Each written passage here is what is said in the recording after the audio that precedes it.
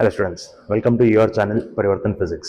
See, in today's video, we'll discuss about KCET PYQs of chapter Semiconductor Electronics. See, illivargu now first 7 chapters math items KCET PYQs ಗಳನ್ನು complete ಮಾಡಿದೀವಿ.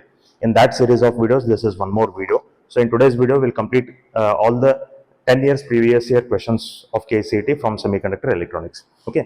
ಈಗ first ಇದಕ್ಕೆ related ಕೆಲವೊಂದಿಷ್ಟು points ಗಳನ್ನು ನಾವು discuss ಮಾಡೋಣ. Right? See, here I will just highlight the things which are required. See, the difference between conductors, insulators and semiconductors we already studied in theory, right? So, ಈಗ conductors ನಮಗೆ resistivity range ಎಷ್ಟಿರ್ತದ್ರಿ? The range of resistivity of conductors will be 10 raised to minus 2 to minus 8, and for insulators it will be 10 raised to plus 11 to plus 19. For semiconductors it will be 10 raised to minus 5 to plus 6 ohm meter. ಇಷ್ಟು ನಮಗೆ resistivity ಇರ್ತದ್ರಿ conductors, insulators and semiconductors. Conductivity range ನೋಡ್ರಿ, conductivity of conductors will be 10 raised to plus 2 to plus 8.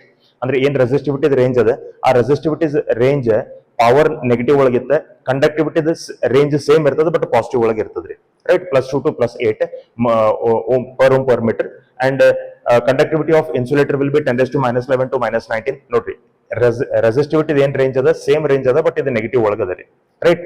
So ಇದೇನ್ indicate ಮಾಡ್ತದ್ರಿ? Resistivity ನಮ್ಗೆ negative power ಒಳಗದಪ್ಪ ಅಂದ್ರೆ conductors resistivity ಕಡಿಮೆ ಅದ, ಆಮೇಲೆ ಕಂಡಕ್ಟಿವಿಟಿ ಜಾಸ್ತಿ ಇದೆ ಅಂತ ಮೀನಿಂಗ್ ಹತ್ತಿರದ.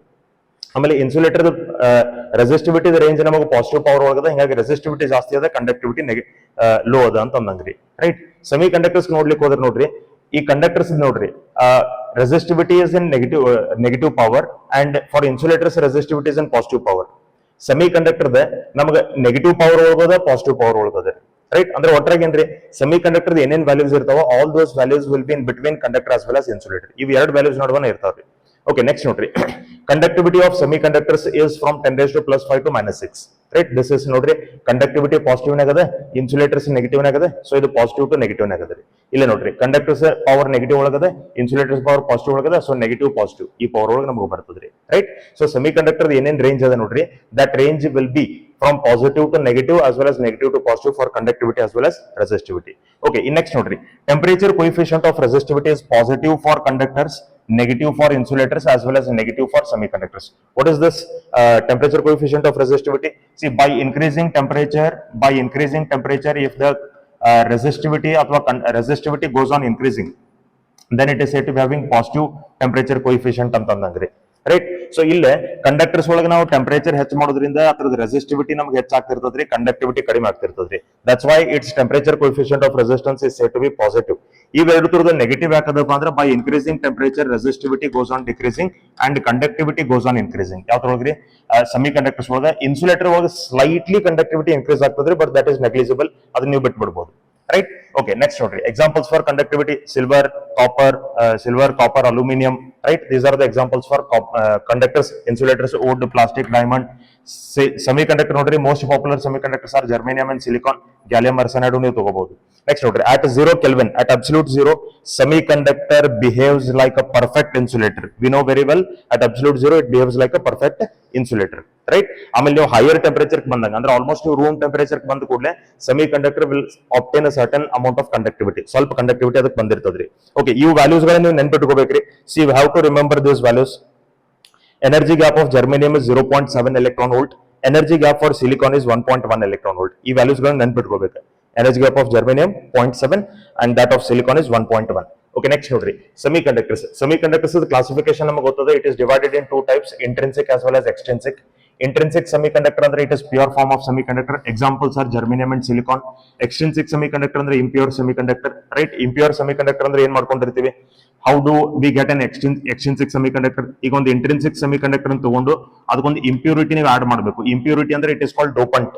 ಡೋಪಂಟ್ ನೀವು ಆಡ್ ಮಾಡಿದ ಕೂಡಲೇ ನಿಮ್ಗೆ ಏನ್ ಸಿಗ್ತದ್ರಿ? Will get an extrinsic semiconductor and this phenomenon is called doping. ಇದಕ್ಕೆ ನಾವು ಡೋಪಿಂಗ್ ಅಂತ ಕರಿತೀವಿ, ರೈಟ್? ಇಂಟ್ರಿನ್ಸಿಕ್ ಸೆಮಿಕಂಡಕ್ಟರ್ ಒಳಗ್ರಿ number of electrons will be equal to number of holes. ಅಂದ್ರೆ ಎಲೆಕ್ಟ್ರಾನ್ಸ್ ಕಾನ್ಸಂಟ್ರೇಷನ್ ಮತ್ತು ಹೋಲ್ಸ್ ಕಾನ್ಸಂಟ್ರೇಷನ್ ಸೇಮ್ ಇರ್ತದ್ರಿ. ಆಮೇಲೆ ನೋಡ್ರಿ, ಇದೊಂದು ರಿಲೇಷನ್ ನೀವು ನೆನ್ಪಿಟ್ಕೋಬೇಕು for intrinsic semiconductor. Ni² is equal to Ne into Nh. Ni means what? Ni ಅಂತಂದ್ರೆ it is intrinsic carrier concentration. Ni ಅಂತಂದ್ರೆ intrinsic carrier concentration. Ne means it is free electron density. Nh means it is hole density, right? Ni² is equal to Ne into Nh for pure semiconductor ಅಂದ್ರೆ intrinsic semiconductor. In next ನೋಡ್ರಿ, Extrinsic semiconductor ದಾಗ ನಮಗೆ ಎರಡು ತರ ಅದಾವ್ರಿ, N type semiconductor ಮತ್ತು P type semiconductor ಅಂತ. When you get N type semiconductor, ಇದೇನು impurity ಅಥವಾ dopant ನೀವು ಆಡ್ ಮಾಡ್ತೀರಿ. If you add a pentavalent impurity, you will get N type semiconductor. If you add a trivalent impurity, you will get P type semiconductor. Pentavalent impurity is also called as donor impurity because it donates a fifth electron which has with it, right? Pentavalent ಅಂದ್ರೆ ಅದಕ್ಕೆ 5 valence electrons ಇರ್ತಾವ್ರಿ.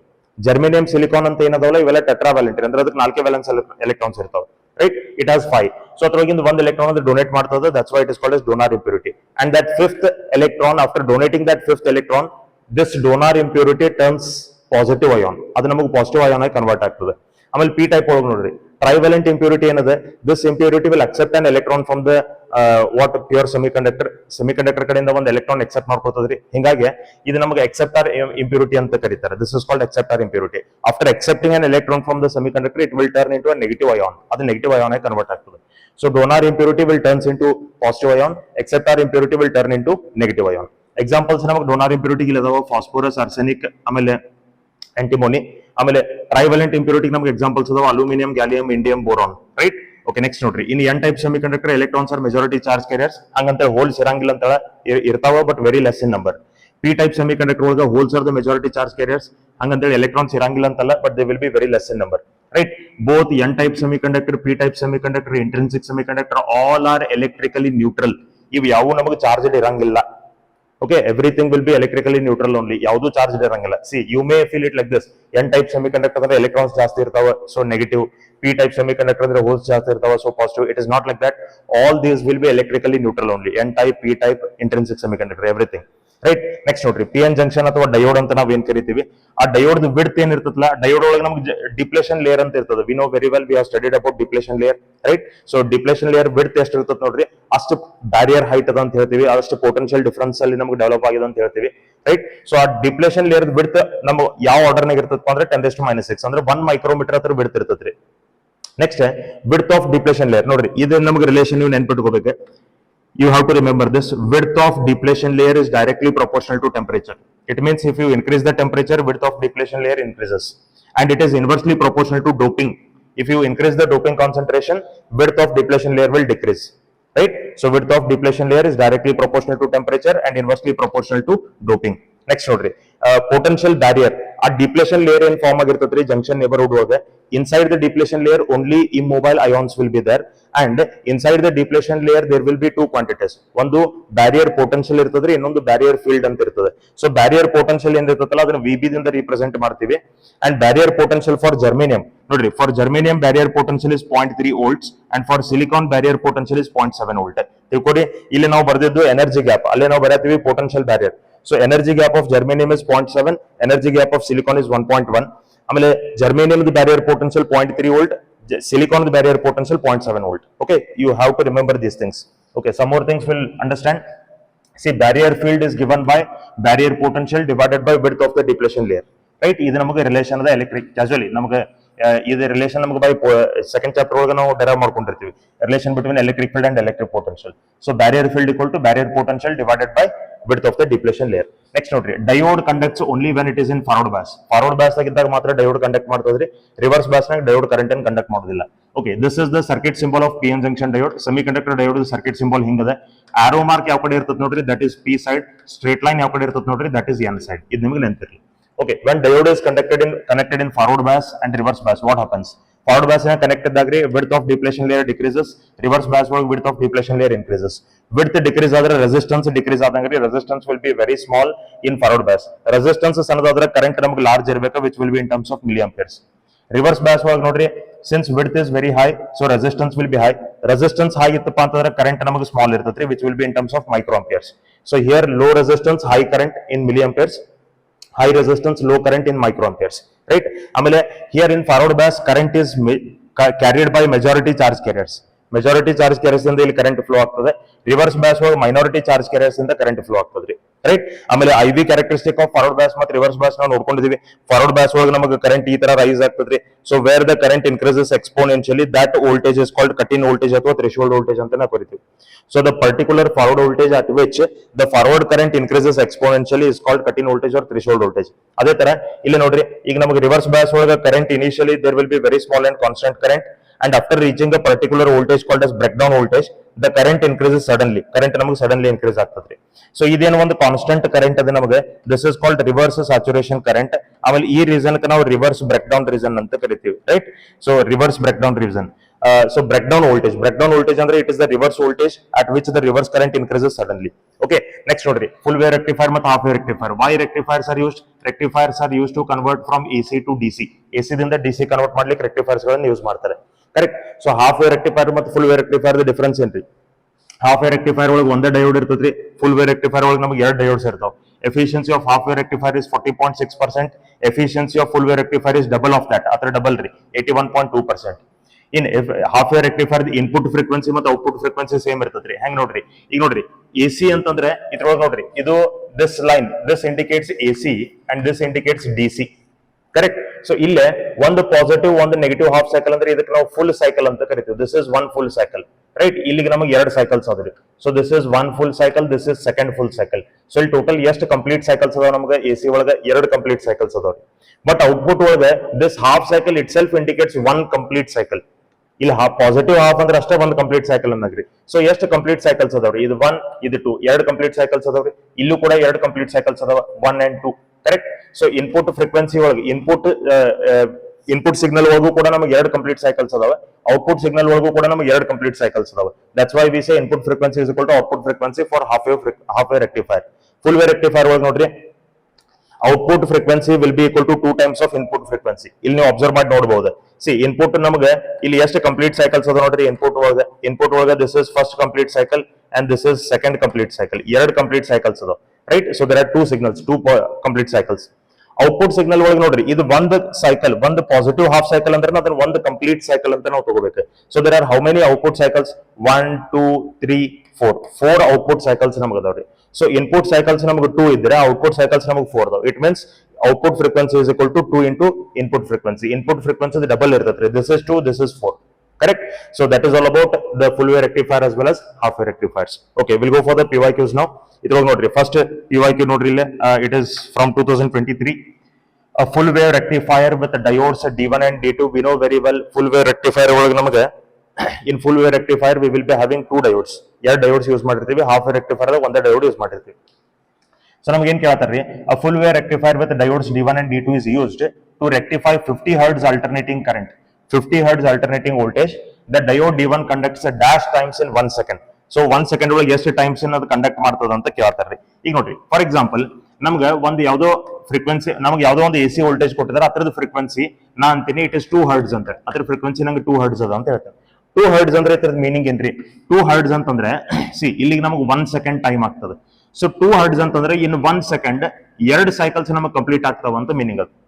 2 Hz means within 1 second 2 cycles will get completed. 3 Hz ಅಂದ್ರೆ 1 second ಒಳಗೆ 3 cycles complete ಆಗ್ತಾವ. 4 Hz ಅಂದ್ರೆ 1 second ಒಳಗೆ 4 cycles complete ಆಗ್ತಾವ ಅಂತ ಮೀನಿಂಗ್ ಅದು. ಈಗ ನಮಗೆ 50 Hz ಅಂತ ಕೊಟ್ಟಿದ್ದಾರೆ, ಹಾಗಾದ್ರೆ ಎಷ್ಟು ಸೈಕಲ್ಸ್ 1 second ಒಳಗೆ ಕಂಪ್ಲೀಟ್ ಆಗಿರ್ತಾವ್ರಿ? 50 cycles ಕಂಪ್ಲೀಟ್ ಆಗಿರ್ತಾವ.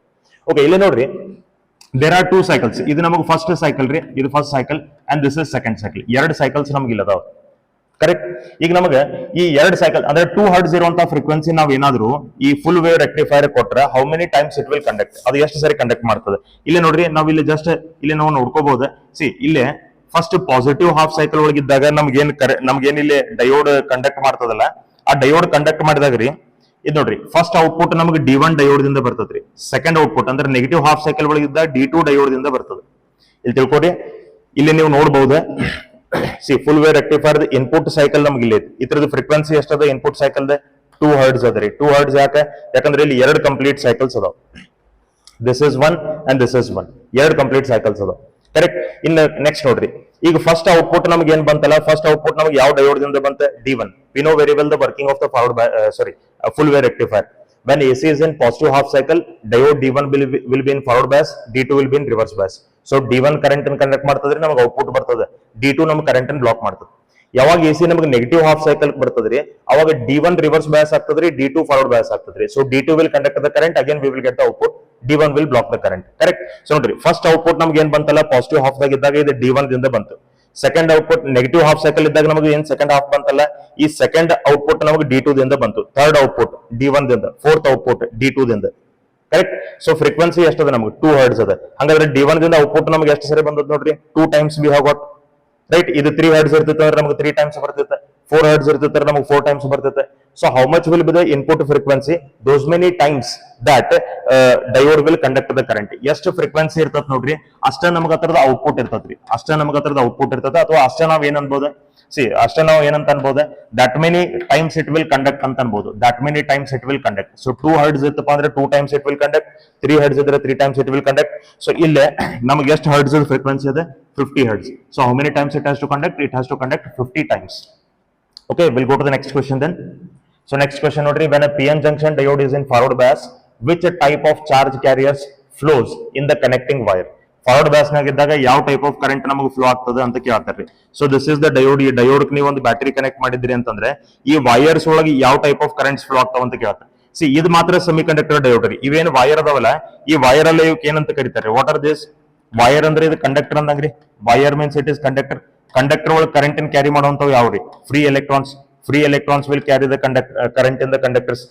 ಸೆಮಿ ಕಂಡಕ್ಟರ್ ಒಳಗೆ ನಮಗೆ ಏನು ಕರೆಂಟ್ ಕ್ಯಾರಿ ಮಾಡ್ಲಿಕ್ಕೆ 2 ಕ್ಯಾರಿಯರ್ಸ್ ಅದಾವ, ಒಂದು ಎಲೆಕ್ಟ್ರಾನ್, ಇನ್ನೊಂದು ಹೋಲ್. ಬಟ್ ಕಂಡಕ್ಟರ್ ಒಳಗೆ ನಮಗೆ ಕರೆಂಟ್ ಕ್ಯಾರಿ ಮಾಡುವಂತದ್ದು ಫ್ರೀ ಎಲೆಕ್ಟ್ರಾನ್ಸ್ ಮಾತ್ರ. ಹೋಲ್ ಅನ್ನೋ ಕಾನ್ಸೆಪ್ಟ್ ನಮಗೆ ಸೆಮಿ ಕಂಡಕ್ಟರ್ಸ್ ಮಾತ್ರ ಬರ್ತದ್ರಿ. ಸೊ ಅವ್ರು ನಮ್ಗೆ ಏನ್ ಕೇಳ್ತಾರೆ, P N junction diode forward bias ನಾಗ ಇದ್ದಾಗ which type of charge carrier flows in connecting wire ಅಂತ ಕೇಳ್ತಾರೆ. ಸೊ ವೈರ್ ಒಳಗೆ, ವೈರ್ ಅಂತಂದ್ರೆ ಏನ ಕಂಡಕ್ಟರ್ ರೀ. ಸೊ ಕಂಡಕ್ಟರ್ ಒಳಗೆ ಕರೆಂಟ್ ಕ್ಯಾರಿ ಮಾಡುವಂತ ಕ್ಯಾರಿಯರ್ಸ್ ಯಾವ್ರಿ? Free electrons. Okay, will go to the next question then. See, the resistivity of semiconductor at room temperature is between. Resistivity ಕೇಳ್ತಾರ್ರಿ ನೋಡ್ರಿ. ರೆಸಿಸ್ಟಿವಿಟಿ ದ ರೇಂಜ್ ನಮಗೆ negative power to positive power. Conductivity range ನಮಗೆ positive to negative power. ನೀವು ಇಲ್ಲಿ ನೋಡಬಹುದು, you can observe it here. Sorry, ಇಲ್ಲಿ ನೋಡ್ರಿ, resistivity of semiconductor negative power to positive power ಅದ ರೀ. Negative power to positive power. Okay, that's why will see ಇಲ್ಲಿ ನೋಡ್ರಿ, resistivity of semiconductor negative power to positive power ಇರಬೇಕು. ಇದು positive to positive, negative to negative, positive to positive, negative to positive. So this is the correct option. Range ನೀವು ನೆನ್ಪಿಟ್ಕೋಬೇಕಾದ ಅವಶ್ಯಕತೆ ಏನಿಲ್ಲ, right. ಇಲ್ಲಿ ನಾವು ಬರೀ ಪವರ್ಗಳು ಯಾವ ರೇಂಜ್ ಒಳಗೆ ಅದಾವ ಅದನ್ನ ಮಾತ್ರ ನೋಡ್ಕೋಬೇಕು. Will go to the next question then.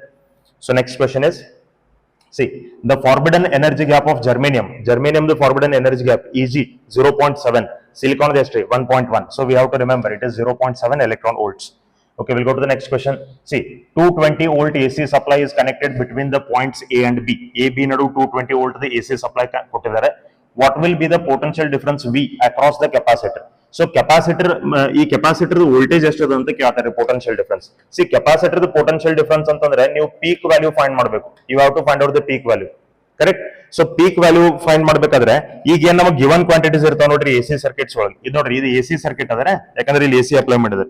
So ಇದು ನಿಮ್ಗೆ ಗೊತ್ತಿರಲಿ, ಎಸಿ ಸರ್ಕಿಟ್ ಒಳಗೆ ಗಿವನ್ ವೋಲ್ಟೇಜಸ್ ಏನಿರ್ತಾವ, ಅದು ವೋಲ್ಟ್ ಮೀಟರ್ ಮತ್ತು ಅಮ್ಮೀಟರ್ಗಳು ಏನ್ ರೀಡಿಂಗ್ಸ್ ತೋರಿಸ್ತಿರ್ತಾವ, ಅವೆಲ್ಲಾನು ಆರ್ ಎಂ ಎಸ್ ವ್ಯಾಲ್ಯೂಸ್ ಇರ್ತಾವ್ರಿ. ಸೊ ಇದು 220 ವೋಲ್ಟ್ ಅಂದ್ರೆ ಇದು ಏನ್ರಿ? What is this? This is V R M S. Okay, given voltage is always RMS voltage in AC circuits. So ಈಗ ನಮಗೆ VRMS given ಅದ. VRMS is 220 volt. 220 volt ನಮಗೆ peak voltage ಬೇಕಾಗಿತ್ರಿ, ಯಾಕಂದ್ರೆ ಕೆಪಾಸಿಟರ್ ವೋಲ್ಟೇಜ್ ಏನಿರ್ತದಲ್ಲ ಅದು ಪೀಕ್ ವೋಲ್ಟೇಜ್ ಇರ್ತದ್ರಿ. So we know the relation between RMS value as well as peak value. V0 divided by √2 ಅಂತ ನಾ ಬರೀತೀನಿ. ನಂಗೆ V0 ಬೇಕಾಗಿತ್ರಿ. So V0 means it is VRMS into √2. How much is VRMS? It is 220. 220 into √2. This much volt it will be. So which option is correct then? Option B is correct. Okay, let us go to the next question. A positive hole in a semiconductor. ಈ semiconductor ಒಳಗೆ positive hole ಅಂತಂದ್ರೆ ಏನು? Hole ಅಂತಂದ್ರೆ ಅದನ್ನ ನಾವು positive ಅಂತ ಕರಿತೀವಿ, ಆದ್ರೆ ಅದು ಪಾರ್ಟಿಕಲ್ ಅಲ್ಲ. It is not a particle. ಅಂದ್ರೆ ಪ್ರೋಟಾನ್ ತರ ಅದು ಪಾರ್ಟಿಕಲ್ ಅಲ್ಲ, ಅದಕ್ಕೆ ಮಾಸ್ ಇಲ್ಲ, right. So it is not a particle. Proton ಅಂದ್ರೆ ಅದೊಂದು ಪಾರ್ಟಿಕಲ್ ರೀ, ಯಾಕಂದ್ರೆ ಅದಕ್ಕೆ ಮಾಸ್ ಐತಿ, ಅದಕ್ಕೆ ಚಾರ್ಜ್ ಐತಿ. ಹೋಲ್ ಅಂತಂದ್ರೆ ಇದಕ್ಕೆ ಚಾರ್ಜ್ ಐತ್ರಿ, ಬಟ್ ಅದಕ್ಕೆ ಮಾಸ್ ಇಲ್ಲ. It is not a particle. ಒಂದು ಏನ್ರಿ, ಒಂದು ಕಾನ್ಸ್ಟಿಟ್ಯೂಯೆಂಟ್ ಪಾರ್ಟಿಕಲ್ ಅಲ್ಲದು. It is not an intrinsic particle. So ಈಗ ಈ ಹೋಲ್ ಅಂತಂದ್ರೆ ಏನ? ಈಗ ನಮ್ಗೆ ಕ್ಯಾಶುಯಲಿ ಗೊತ್ತದ್ರಿ, ವಿ ನೋ ವೆರಿ ವೆಲ್. ಈ ಸೆಮಿ ಕಂಡಕ್ಟರ್ ನಾವು ಕ್ರಿಸ್ಟಲ್ ಸ್ಟ್ರಕ್ಚರ್ ನಾವು ನೋಡ್ಕೊಂಡಾಗ, ಈಗ ಫಾರ್ ಎಕ್ಸಾಂಪಲ್ ನಾ ಈಗ ಒಂದು ಯಾವ್ದೋ ಒಂದು ಒಂದು ಪೆಂಟಾವಲೆಂಟ್ ಇಂಪ್ಯೂರಿಟಿನ ಆಡ್ ಮಾಡ್ಕೊಂಡಿದ್ದೆ ಅಂತ ಇಟ್ಕೋರಿ. If I have added a pentavalent impurity, ಈಗ ನಮ್ಗೆ ಇದ್ರೊಳಗೆ ಏನಾಗಿರ್ತೈತ್ರಿ, 4 ವ್ಯಾಲೆನ್ಸ್ ಎಲೆಕ್ಟ್ರಾನ್ಸ್ಗಳು 4 ಕೋವಲೆಂಟ್ ಬಾಂಡ್ಸ್ ಫಾರ್ಮ್ ಮಾಡಿರ್ತಾವೆ, ರೈಟ್. 4 ಕೋವಲೆಂಟ್ ಬಾಂಡ್ಸ್ ಫಾರ್ಮ್ ಮಾಡಿರ್ತಾವೆ, ಒಂದು ಫ್ರೀ ಎಲೆಕ್ಟ್ರಾನ್ ಇರ್ತದೆ. If I increase a slight temperature, ಇದು ನಮಗೆ 5th ಎಲೆಕ್ಟ್ರಾನ್ ಫ್ರೀ ಆಗ್ತದೆ. ನಾ ಮತ್ತೊಂದಿಷ್ಟು ಟೆಂಪರೇಚರ್ ಇನ್ಕ್ರೀಸ್ ಮಾಡಿ ಅಂತಂದ್ರೆ ಏನಾಗ್ತದ್ರಿ, ಈ ಕೋವಲೆಂಟ್ ಬಾಂಡ್ ಒಳಗೆ ಇಲ್ಲಿರುವಂತ ಒಂದು ಎಲೆಕ್ಟ್ರಾನ್ ಏನಿದೆ ಇದು ನಮಗೆ ಫ್ರೀ ಆಗಿ ಈ ಕಡೆ ಬರ್ತದ್ರಿ. ಸೊ ಇಲ್ಲಿ ಏನ್ ಡೆವಲಪ್ ಆಗ್ತದ್ರಿ, ಇಲ್ಲಿ ಅಬ್ಸೆನ್ಸ್ ಆಫ್ ಎಲೆಕ್ಟ್ರಾನ್ ನಮ್ಗೆ ಉಳಿತದೆ. So an electron will break the covalent and it will come out. ಅವಾಗ ಈ ಕೋವಲೆಂಟ್ ಬಾಂಡ್ ದಾಗ ಇಲ್ಲಿ ಅಬ್ಸೆನ್ಸ್ ಆಫ್ ಎಲೆಕ್ಟ್ರಾನ್ ಉಳಿತದೆ ನಮಗೆ. So it is an empty seat where only electron can come and sit. Right. So ಇದಕ್ಕೆ hole ಅಂತ ಕರೀತಾರೆ, right. So that is called hole. ಈ ಹೋಲ್ ಅನ್ನೋದನ್ನ ನಾವು ಇಲ್ಲಿ ಈ ತರ ಕ್ರಿಸ್ಟಲ್ ಸ್ಟ್ರಕ್ಚರ್ ದಾಗ ಫಸ್ಟ್ ಅದನ್ನ ನಮಗೆ ಇಂಟ್ರೊಡ್ಯೂಸ್ ಆಗಿತ್ತು, ನಮ್ಗೆ ಗೊತ್ತಾಗಿತ್ತು. ಸೊ ಅದಕ್ಕೆ ರಿಲೇಟೆಡ್ ಏನದ ನೋಡ್ರಿ, absence of free electrons and artificially created particle. Particle ಅಂತೂ ಅಲ್ಲೇ ಅಲ್ಲ, ಅಂಡ್ ಆಂಟಿ ಪಾರ್ಟಿಕಲ್. ನೋಡ್ರಿ ಪಾರ್ಟಿಕಲ್ ಅಂತೂ ಅಲ್ವೇ ಅಲ್ರಿ, ಅದು it is not a particle. So option B ಅಲ್ಲ, ಆಪ್ಷನ್ ಸಿ ಅಲ್ಲ, ಆಪ್ಷನ್ ಡಿ ನೋಡ್ರಿ, a vacancy created when an electron leaves a covalent bond. Yes, this is correct. ಯಾಕಂದ್ರೆ ನಮಗೆ ಈ ಹೋಲ್ ಅನ್ನೋ ಕಾನ್ಸೆಪ್ಟ್ ಇಂಟ್ರೊಡ್ಯೂಸ್ ಆಗಿದ್ದ ನಮಗೆ ಕ್ರಿಸ್ಟಲ್ ಸ್ಟ್ರಕ್ಚರ್ ಒಳಗೆ, right. Okay, will go to the next question then. Next question ನೋಡ್ರಿ, the conductivity of semiconductor increases with increase in temperature. See we know this very well. ಇಲ್ಲೇ ನಮಗೆ conductivity of semiconductor increases with increase in temperature ಅಂತ ಹೇಳಿದಾರೆ. ಅಂದ್ರೆ conductivity temperature ಹೆಚ್ಚು ಮಾಡಿದ ಕೂಡಲೇ conductivity ಹೆಚ್ಚಾಗೈತೆ ಅಂತ ಹೇಳ್ತಾರೆ. ಅದಕ್ಕೆ ರೀಸನ್ ಏನಂತ ಕೇಳ್ತಾರೆ ಇಲ್ಲಿ. ಸೊ ಆಪ್ಷನ್ಸ್ ಏನದಾವ, both number density of charge carriers and relaxation time will increase. Number density of charge carriers increases. Number density of current carriers increases, relaxation time decreases, but effect of decrease in relaxation time is much less than the increase in number density. Relaxation time increases. See, ಇದು ನಮ್ಮ current electricity ಒಳಗೆ mechanism of current flow ಒಳಗೆ ನಾವು ಕಲ್ತಿದ್ದೀವಿ. See, if we increase the temperature, thermal speed of the electrons will increase and relaxation time will decrease. Because of that, resistance will increase ಅಂತ ನಾವು ಹೇಳ್ತೀವಿ, right? So temperature ಹೆಚ್ಚು ಮಾಡೋದ್ರಿಂದ relaxation time ಅಂತೂ ನಮಗೆ ಡಿಕ್ರೀಸ್ ಆಗೇ ಆಗ್ತದ್ರಿ. ಬಟ್ ಸೆಮಿ ಕಂಡಕ್ಟರ್ಸ್ ಒಳಗೆ ರಿಲ್ಯಾಕ್ಸೇಷನ್ ಟೈಮ್ ಏನ್ ಡಿಕ್ರೀಸ್ ಆಗ್ತದಲ್ಲ, ಇದು ನಮಗೆ ನೆಗ್ಲಿಜಿಬಲ್ ರೀ. This is negligible compared to the amount of free charge carriers we get after increasing the temperature. ಸೆಮಿ ಕಂಡಕ್ಟರ್ದಾಗ ಏನಾಗ್ತಿರ್ತದ್ರಿ, ನಾವು ಟೆಂಪರೇಚರ್ ಇನ್ಕ್ರೀಸ್ ಮಾಡಿದ ಕೂಡಲೇ ಸೆಮಿ ಕಂಡಕ್ಟರ್ದಾಗ ರೆಸಿಸ್ಟೆನ್ಸ್ ಹೆಚ್ಚಾಗಂಗಿಲ್ಲ. ಕಂಡಕ್ಟರ್ಸ್ ಒಳಗೆ ಟೆಂಪರೇಚರ್ ಇನ್ಕ್ರೀಸ್ ಮಾಡಿದ ಕೂಡಲೇ ರೆಸಿಸ್ಟೆನ್ಸ್ ಹೆಚ್ಚಾಗ್ತದ್ರಿ, ಕಂಡಕ್ಟಿವಿಟಿ ಕಡಿಮೆ ಆಗ್ತದ್ರಿ. ಬಟ್ ಸೆಮಿ ಕಂಡಕ್ಟರ್ಸ್ ಏನಾಗ್ತದ್ರಿ, ಸೆಮಿ ಕಂಡಕ್ಟರ್ಸ್ ಟೆಂಪರೇಚರ್ಸ್ ನೀವು ಹೆಚ್ಚು ಮಾಡಿದ ಕೂಡಲೇ ನಮಗೆ ಫ್ರೀ ಚಾರ್ಜ್ ಕ್ಯಾರಿಯರ್ಸ್ ಗಳು ಹೆಚ್ಚಾಗ್ತಾವ್ರಿ. ಇಲ್ಲಿ free charge carriers will increase. ಇವು ಇನ್ಕ್ರೀಸ್ ಆಗೋದ್ರಿಂದ ನಮಗೆ ಕಂಡಕ್ಟಿವಿಟಿ ಹೆಚ್ಚಾಗ್ತದ್ರಿ, ರೈಟ್. ಸೊ ಇಲ್ಲೇ ನಮ್ಗೆ ನೋಡ್ರಿ, ಫ್ರೀ ಚಾರ್ಜ್ ಕ್ಯಾರಿಯರ್ಸ್ ಹೆಚ್ಚಾಗಿ ಕಂಡಕ್ಟಿವಿಟಿ ಇನ್ಕ್ರೀಸ್ ಆಗ್ತದ್ರಿ. That is the first reason. ಇದು ಫಸ್ಟ್ ರೀಸನ್ ರೀ. ಸೆಕೆಂಡ್ ರೀಸನ್, ಟೆಂಪರೇಚರ್ ಹೆಚ್ಚಾಗೋದ್ರಿಂದ ನಮ್ಗೆ ರಿಲ್ಯಾಕ್ಸೇಷನ್ ಟೈಮ್ ಅಂತೂ ಡಿಕ್ರೀಸ್ ಆಗ್ಲೇಬೇಕ್ರಿ. ಅದು ಕಂಡಕ್ಟರ್ ಇರಲಿ ಅಥವಾ ಸೆಮಿ ಕಂಡಕ್ಟರ್ ಇರಲಿ, ಇದಂತೂ ನಮ್ಗೆ ಡಿಕ್ರೀಸ್ ಆಗ್ಲೇಬೇಕು. ಬಟ್ ಈಗ ಈ ಡಿಕ್ರಿಮೆಂಟ್ ಆಫ್ ರಿಲ್ಯಾಕ್ಸೇಷನ್ ಟೈಮ್ ದಿಂದ ನಮ್ಗೆ ಏನು ಕಂಡಕ್ಟಿವಿಟಿ ಹೆಚ್ಚಾಗೋದಾಗ್ಲಿ ಅಥವಾ ರೆಸಿಸ್ಟೆನ್ಸ್ ಹೆಚ್ಚಾಗೋದಾಗ್ಲಿ ಆಗ್ತಿರುತ್ತಲ್ಲ, that will be very negligible. Effect of this variation of relaxation time with temperature is very negligible compared to the free carriers which are generated in the semiconductors. ಇವು ನಮಗೆ ಬಹಳ ಜಾಸ್ತಿ generate ಆಗಿರ್ತಾವೆ, ಹಿಂಗಾಗಿ ನಾವು ಇದು ನಮಗೆ ಜಾಸ್ತಿ ಎಫೆಕ್ಟ್ ಮಾಡ್ತದ್ರಿ. This will not effect more. So ಅದಕ್ಕೆ ರಿಲೇಟೆಡ್ ಆಪ್ಷನ್ ನಮ್ಗೆ ಯಾವ್ದ್ರಿ, which is the correct option then. Number density of current carriers increases, relaxation time decreases, but its effect is very less compared to the increase in number density. Okay, we'll go to the next question. See, the density of electron hole pair in pure germanium is density of electron hole pair ಅಂದರೆ density of electron hole pair ಅಂತ ಇಲ್ಲಿ ಏನು ಕೊಟ್ಟನಲ್ಲ ನಮಗೆ 3 × 10⁻16. ಇದು ಏನ್ರಿ ನೋಡ್ರಿ, ಇದು ಯಾವ್ದ್ರೊಳಗ pure germanium ಒಳಗೆ ಅಂತ ಹೇಳಿದ್ದಾರೆ. ಪ್ಯೂರ್ ಜರ್ಮೇನಿಯಂ ಒಳಗೆ ಇರುವಂತಹ ಡೆನ್ಸಿಟಿ ಏನ್ ಕೊಟ್ಟಿದ್ದಾನೆ, ಇದು ಇಂಟ್ರಿನ್ಸಿಕ್ ಕ್ಯಾರಿಯರ್ ಕಾನ್ಸಂಟ್ರೇಷನ್ NI, ಅದು that is intrinsic carrier concentration. And next ನೋಡ್ರಿ, at room temperature on doping with aluminum the hole density increases too. So ಇದು ನಮಗೆ hole density ಕೊಟ್ಟಿದ್ದಾರೆ, NH ಕೊಟ್ಟಿದ್ದಾರೆ. Now the electron density in doped germanium ಅಂದ್ರೆ ನಮಗೆ NE ಕೇಳತ್ತಾರೆ. He is asking us NE, right? So we know the relationship between Ni, NH and Ne. We know this very well. Ni square is equal to NH into Ne ಅಂತ ನಮಗೆ ಗೊತ್ತದೆ. ನಮಗೆ ಬೇಕಾಗಿತ್ರಿ NE. So Ne is equal to Ni square divided by NH. Ni square, what is Ni square? ಇದು ನೋಡ್ರಿ, ಇದರ square ಮಾಡ್ರಿ. So it will B 9 × 10⁻16 ಅದ, ಅದ್ರ ಸ್ಕ್ವೇರ್ ಅಂದ್ರೆ 32 divided by NH. NH is 4.5 × 10⁻22, correct. So 4.5 the double ಅಂದ್ರೆ 9 ರೀ, right. So ಇದ್ರಾಗಿನ ಇದು 22 ಇದು 32 ಹೋಯ್ತಪ್ಪ ಅಂತಂದ್ರೆ ನಮಗೆ 2 × 10⁻10 ನಮಗೆ ಉಳಿತದೆ. This much will be the carrier concentration of free electrons. So which option is correct then? It is option. Which option is correct? It is option B. Okay, let us go to the next question. So energy gap in case of which of the following is less than 3 electron volt? We know very well, ನಮಗೆ ಇದು clear ಗೊತ್ತದ್ರಿ. Conductors ಒಳಗೆ energy gap will be nearly equal to 0. ಅಂದ್ರೆ 0 ಇರಬಹುದು, ಇಲ್ಲಾಂದ್ರೆ ಬಹಳ negligible energy gap ಇರಬಹುದು conductors ಒಳಗೆ. ಆಮೇಲೆ ಇನ್ಸುಲೇಟರ್ಸ್ ಒಳಗ್ರಿ ನಮಗೆ energy gap will be greater than 3 electron volts. Semi conductors ಒಳಗೆ ನಮಗೆ ಎನರ್ಜಿ ಗ್ಯಾಪ್ ಏನಿರ್ತದಲ್ಲ, it will be less then 3 electron volts, correct. So ಈಗ ಅದ್ರ ಪ್ರಕಾರ ಇಲ್ಲೇ ನಮ್ಗೆ ಏನೇನ್ ಅದಾವ ನೋಡ್ರಿ. ಅಲ್ಯೂಮಿನಿಯಂ ಅಂದ್ರೆ ಇದು ಕಂಡಕ್ಟರ್ ರೀ. Iron is conductor, copper is conductor. So ನಮ್ಗೆ ಏನ್ ಕೇಳ್ತಾರೆ, which of the following cases less then 3 electron volt ಕೇಳ್ತಾರೆ. ಲೆಸ್ ದೆನ್ 3 electron volt ಅಂದ್ರೆ ಅದು ಯಾವ್ದ್ರೊಳಗೆ ಇರ್ತದ್ರಿ? Semiconductor. ಸೊ ಇಲ್ಲಿ ಸೆಮಿ ಕಂಡಕ್ಟರ್ ಒಂದ ರೀ, ಯಾವುದು? Germanium. So that is correct. Will go to the next question then. Okay, ಇಲ್ಲೇ ನೋಡ್ರಿ, in the figure shown if the diode forward voltage drop is 0.2 volts. So ಇದರದ voltage ನಮಗೆ ಕೊಟ್ಟಿದ್ದಾನೆ 0.2 volt ಅದ ಅಂತ ಕೊಟ್ಟಿದ್ದಾರೆ. ಸೊ ಇದರದ ನಮಗೆ 0.2 ವೋಲ್ಟ್ ಅದ. The voltage difference between A and B is, A ಮತ್ತು ಬಿ ನಡುವೆ ವೋಲ್ಟೇಜ್ ಡಿಫರೆನ್ಸ್ ನಮಗೆ ಕೇಳ್ತಾರೆ. ಸೊ ನೋಡ್ರಿ ಪೊಟೆನ್ಶಿಯಲ್ ಡ್ರಾಪ್ಸ್ ಎಷ್ಟು ಆಗ್ತಾವೆ ಎದಿಂದ ಬಿ ಒಳಗೆ. ಇಲ್ಲೊಂದು ವೋಲ್ಟೇಜ್ ನಮಗೆ ಬರ್ತೈತ್ರಿ ಅಕ್ರಾಸ್ ದಿಸ್ ರೆಸಿಸ್ಟರ್, ಇದನ್ನ V1 ಅಂತ ಬರ್ಕೊಳ್ಳೋಣ. ಇದ್ರದೊಂದು ವೋಲ್ಟೇಜ್ ಡ್ರಾಪ್ ಬರ್ತದ್ರಿ, ಇದನ್ನ V2 ಅಂತ ಬರ್ಕೊಳ್ಳೋಣ, ಅದು ಆಲ್ರೆಡಿ ಕೊಟ್ಟಿದ್ದಾನೆ. ಇದ್ರದೊಂದು ವೋಲ್ಟೇಜ್ ಡ್ರಾಪ್ ನಮಗೆ ಬರ್ತದ್ರಿ, ಇದನ್ನ V3 ಅಂತ ಬರ್ಕೊಳ್ಳೋಣ. ಸೊ ಈಗ V1 ಮತ್ತು V3 ನಾವು ಕ್ಯಾಲ್ಕುಲೇಟ್ ಮಾಡ್ಬೇಕಾದ್ರೆ ನೋಡ್ರಿ ಕರೆಂಟ್ ನಮಗೆ ಕೊಟ್ಟಿದೆ 0.2 ಮಿಲಿ ಆಂಪಿಯರ್ಸ್ ಅಂತ. This current 0.2 milliampere will pass through 5 kilo ohm resistance. It will pass through the diode. ಯಾಕಂದ್ರೆ ಇದು ಫಾರ್ವರ್ಡ್ ಬಯಾಸ್ಡ್ ಇದೆ. ಆಮೇಲೆ it will pass through the 5 kilo ohm resistance also. But it will not pass through the capacitor. Capacitor ಒಳಗೆ direct current pass ಆಗುದಿಲ್ಲ, alternating current ಮಾತ್ರ pass ಆಗ್ತದೆ. So that's why there will be no current in this branch. So ಹಿಂಗಾಗಿ 0.2 milliampere ಇದ್ರೊಳಗೆ ಏನ್ ಬಂದದಿಲ್ಲ, ಆ current ಇದ್ರೊಳಗೂ ಕೂಡ 0.2 ಮಿಲಿಯಂಪಿಯರ್ ಪಾಸ್ ಆಗ್ತದ್ರಿ. Here also the current will be 0.2 milliamperes only. Okay, ಈ ಡಯೋಡ್ ಫಾರ್ವರ್ಡ್ ಬಯಾಸ್ ಒಳಗದ ಅಂತ ಹೆಂಗ್ ಹೇಳ್ತೀವಿ, because current is flowing from A to B. Current ಯಾವಾಗೂ positive terminal to negative terminal flow ಆಗ್ತಿರ್ತದ್ರಿ, positive to negative terminal. So this is positive, right. ಈಗ ನೋಡ್ರಿ ಇದು ಆರೋ ಮಾರ್ಕ್ ಏನದ, ಅದು ಪಿ ಸೈಡ್ ಅಂತ ನಾವು ಹೇಳಿದ್ವಿ, ಸ್ಟ್ರೇಟ್ ಲೈನ್ ಏನದ ಅದು ಎನ್ ಸೈಡ್ ಅಂತ ಹೇಳಿದ್ವಿ. ಸೊ ಡಯೋಡ್ ಪಿ ಸೈಡ್ ನಮಗೆ ಪಾಸಿಟಿವ್ ಕನೆಕ್ಟ್ ಅದ, ಎನ್ ಸೈಡ್ ನಮಗೆ ನೆಗೆಟಿವ್ ಕನೆಕ್ಟ್ ಅದ. ಸೊ ಇದು ಯಾವ ಬಯಾಸಿಂಗ್ ಒಳಗದ್ರಿ, ಫಾರ್ವರ್ಡ್ ಬಯಾಸಿಂಗ್ ಒಳಗದ. ಅಂದ್ಮೇಲೆ ಅದು ಕರೆಂಟ್ ಅನ್ನು ಕಂಡಕ್ಟ್ ಮಾಡಬೇಕು. ರಿವರ್ಸ್ ಬಯಾಸ್ ಹೋಗಿದ್ರೆ ಅದು ಕರೆಂಟ್ ಅನ್ನು ಕಂಡಕ್ಟ್ ಮಾಡ್ತಿರ್ಲಿಲ್ಲ, ಅವಾಗ ನಮಗೆ ಈ ರೆಸಿಸ್ಟರ್ ಒಳಗೆ ಕರೆಂಟ್ ಬರ್ತಿರ್ಲಿಲ್ಲ. ಈಗ ನಮಗೆ ಇದು ಫಾರ್ವರ್ಡ್ ಬಯಾಸ್ ಒಳಗದ್ರಿ, so it will conduct the current. There is current in 5 kilo ohm and this 5 kilo ohm also. So total potential difference between AB ನಮಗೆ ಬೇಕಾಗಿತ್ರಿ. We want the potential difference between AB. ಎಷ್ಟು potential drops ಅದಾವ, V1, V2, V3. So we have to add all this. V1 plus V2 plus V3. Correct? Okay, what is V1? V1 ನಮಗೆ ಎಷ್ಟು ಅದ ನೋಡ್ರಿ, I into R, 5 kilo into 0.2 milli amperes. Milli ಅಂದ್ರೆ 10 raised to minus 3, kilo ಅಂದ್ರೆ 10 raised to plus 3, ಎರಡು cancel ಆಗ್ತವೆ. So 0.2 into 5. How much this will be? This will be 0.1. Sorry, that will be 1. Right, ಅದು ನಮಗೆ 1 ಇರ್ತದ್ರಿ. So this will be 1. V2 already ನಮಗೆ ಕೊಟ್ಟಿದ್ದಾನ, that is 0.2. V3 5 kilo ohm into 0.2 milli amperes. Milli and kilo will get cancelled. So 0.2 into 5, this will be 1.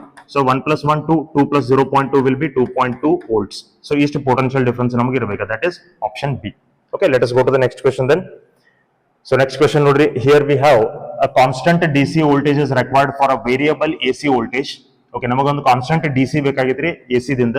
Which of the following is correct order for operation.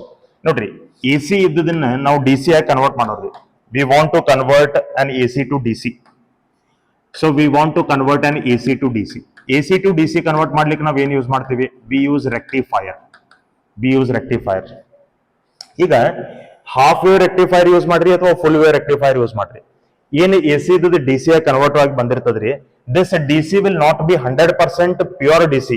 ಅದ್ರೊಳಗೆ ಸ್ವಲ್ಪ A C components ಉಳ್ಕೊಂಡಿರ್ತಾವ್ರಿ. Some amount of A C components will be remaining.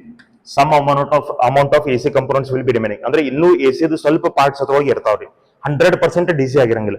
ಯಾಕಂದ್ರೆ ನಾವು ಈಗ ಇದು output of the efficiency of full wave rectifier ಮತ್ತೆ half wave rectifier ನೋಡ್ಕೊಂಡಿದೀವಿ. Half wave rectifier efficiency ಎಷ್ಟದ, 40.6%. ಅಂದ್ರೆ it only converts A C to D C 40%. ಆಮೇಲೆ full wave rectifier efficiency ಎಷ್ಟದ, 81.2%. ಅಂದ್ರೆ it converts A C to D C only 81.2%. 100% convert ಮಾಡಂಗಿಲ್ಲ, only 81% ಮಾತ್ರ ಅದು ಕನ್ವರ್ಟ್ ಮಾಡ್ತದ ಅಂದಂಗ್ರಿ. ಅಂದ್ರೆ ಇದರ ಅರ್ಥ ಏನ್ರಿ, this is not 100% pure D C. ಅಥವಾ ಎ ಸಿ ಕಂಪೋನೆಂಟ್ಸ್ ಇರ್ತಾವ್ರಿ. ಸೊ ಇದು ಎ ಸಿ ಕಂಪೋನೆಂಟ್ಸ್ ಇರುವಂತ ಡಿ ಸಿನ 100% ಪ್ಯೂರ್ ಡಿ ಸಿ ಆಗಿ ಕನ್ವರ್ಟ್ ಮಾಡ್ಲಿಕ್ಕೆ ನಾವ್ ಏನ್ ಯೂಸ್ ಮಾಡ್ತೀವಪ್ಪ ಅಂದ್ರೆ ಫಿಲ್ಟರ್ ನ ಯೂಸ್ ಮಾಡ್ತೀವಿ. We use filter, right. ಆಮೇಲೆ ಈ ಡಿ ಸಿ ಏನದಲ್ಲ, ಇದು ವೇರಿ ಆಗ್ಲಾರ್ದಂಗೆ ನಮಗೊಂದು ಕಾನ್ಸ್ಟೆಂಟ್ ಔಟ್ಪುಟ್ ಬರ್ಬೇಕಾದ್ರೆ ತಿಳ್ಕೊರಿ. If we want a constant D C output voltage, then we have to use an voltage regulator. ಇಲ್ಲೊಂದು ವೋಲ್ಟೇಜ್ ರೆಗ್ಯುಲೇಟರ್ ನಾವು ಯೂಸ್ ಮಾಡ್ಬೇಕು, right. Semiconductor diode as voltage regulator ಅಂತ ನಮಗೆ ಒಂದು ಕಾನ್ಸೆಪ್ಟ್ ಇತ್ತು. ಪ್ರಾಬಬ್ಲಿ ಅದು ನಮಗೆ ಡಿಲೀಟ್ ಆಗೈತ್ರಿ. ಸೊ ರೆಗ್ಯುಲೇಟರ್ ಯೂಸ್ ಮಾಡ್ತಾವ. ಆ ರೆಗ್ಯುಲೇಟರ್ ಏನ್ ಮಾಡ್ತದಪ್ಪ ಅಂದ್ರೆ ವೇರಿಯಬಲ್ ಡಿ ಸಿ ಒಂದು ಕಾನ್ಸ್ಟೆಂಟ್ ಡಿ ಸಿ ಆಗಿ ಕನ್ವರ್ಟ್ ಮಾಡ್ತದ್ರಿ. So in this order it has to be rectifier, filter and regulator.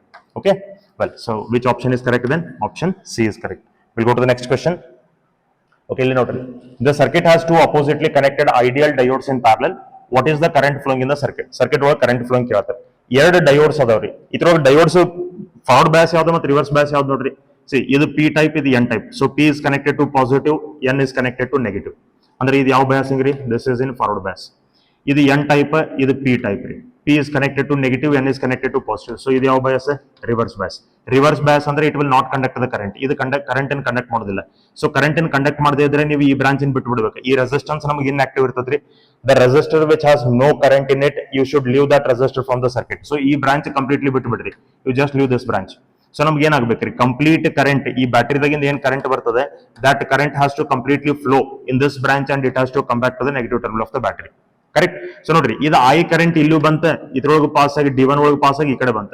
So same current is passing in 4 ohm also and in 3 ohm also. ಅಂದ್ರೆ combination ಏನಾಯ್ತ್ರಿ 3 and 4 are in series. ಯಾಕಂದ್ರೆ current same ಅದ, current same ಇದ್ರೆ series, current different ಇದ್ರೆ parallel. We know this very well. So effective resistance ಎಷ್ಟು ಆಗ್ತದ್ರಿ ಇವೆರಡು series ಅದ ಅಂದ್ಮೇಲೆ 3 + 4 ನಮಗೆ ಎಫೆಕ್ಟಿವ್ ರೆಸಿಸ್ಟೆನ್ಸ್ ಎಷ್ಟಾಯ್ತು 7 ohm ಆಯ್ತು. ನಮ್ಗೆ ಕರೆಂಟ್ ಕೇಳ್ತಾರ್ರಿ. So current is equal to E divided by R plus R ರೀ. ಇ ನಮಗೆ ಎಷ್ಟದ 12 ಡಿವೈಡೆಡ್ ಬೈ ಎಕ್ಸ್ಟರ್ನಲ್ ರೆಸಿಸ್ಟೆನ್ಸ್ ನಮಗೆ 7 ಅದ, ಇಂಟರ್ನಲ್ ರೆಸಿಸ್ಟೆನ್ಸ್ ಕೊಟ್ಟಿಲ್ಲ.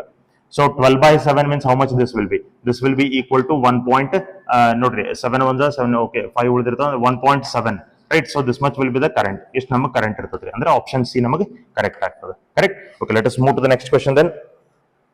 ನೋಡ್ರಿ in n type semiconductor electrons are majority charge carriers but it does not show any negative charge. The reason is ಏನ್ reason? ಈಗ n type semiconductor ಇದನ್ನ ನಾವು ಸ್ವಲ್ಪ ಅರ್ಥ ಮಾಡ್ಕೋಬೇಕ್ರಿ.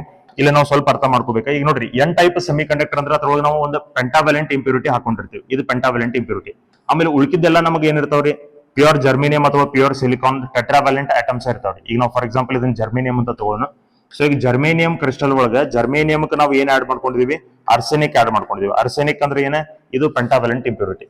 ಪೆಂಟಾವೆಲೆಂಟ್ ಇಂಪ್ಯೂರಿಟಿ ಅಂದ್ರೆ ಇದಕ್ಕೆ 5 ವ್ಯಾಲೆನ್ಸ್ ಎಲೆಕ್ಟ್ರಾನ್ಸ್ ಇರ್ತಾವ್ರಿ. 5 valence electrons it will be having. Germanium ಅಂತಂದ್ರೆ it will be having 4 valence electrons. ಇದಕ್ಕೆ 4 ವ್ಯಾಲೆನ್ಸ್ ಎಲೆಕ್ಟ್ರಾನ್ಸ್ ಇರ್ತಾವ್ರಿ. Right, every germanium atom has 4 valence electrons.